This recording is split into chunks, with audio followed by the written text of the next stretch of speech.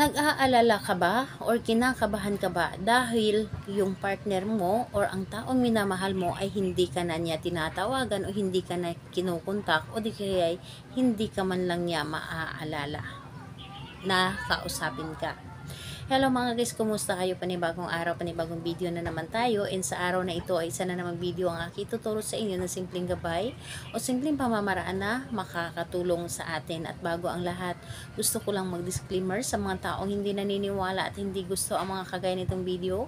Please skip this video and maghanap kayo ng videos na gustong gusto nyo, dahil ang video na ito ay para lamang ito sa mga taong naniniwala and gusto mag-try. Sa lahat po ng mga nagko-comment dito sa aking video, dito sa loob ng aking channel, mag-ingat sa lahat ng mga nagre-reply sa inyo na dinadala kayo sa kanilang WhatsApp in Emo app upang makaiwas po tayo sa scam. Ngayon po, ituturo ko sa inyo paano tayo kontakin, paano tayo maaalala at paano kakabahan yung partner ninyo na hindi kanya matawagan o hindi kanya makontak.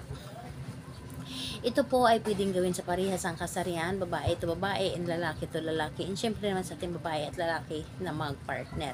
And dito po, ang kailangan natin ditong gamitin is kailangan mo lamang dito ng inyong unan.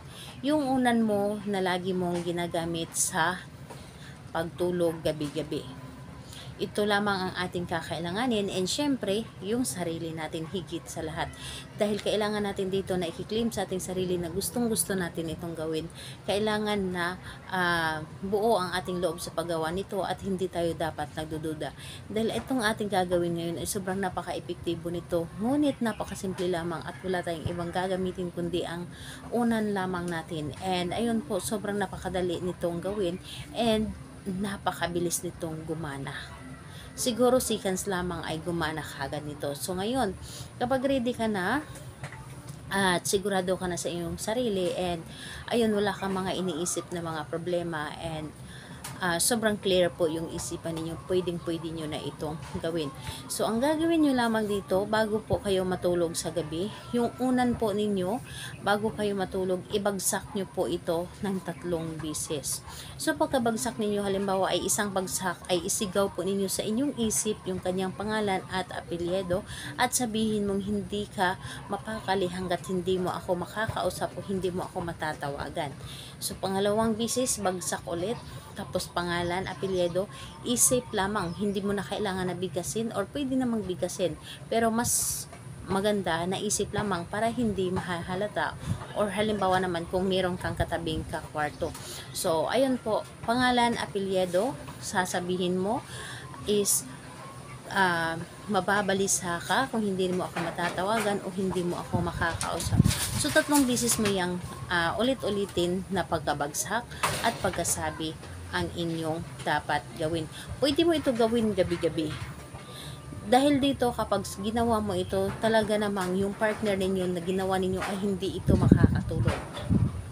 Hindi ito makakatulog dahil ito ay napakabilis na gumana. At sobrang napaka-epektibo po nito. Talaga mababalisa yung partner mo or meron pang posibilidad na hindi siya makakatulog. So, ayun po, gawin ito sa kahit anong araw at oras, basta't gusto po ninyo ito. Pwede, hindi naman pwede na, pwede naman na, ngayon gawin po ninyo, kinabukasan hindi, tapos kinabukasan ulit ay gawin po ninyo ito.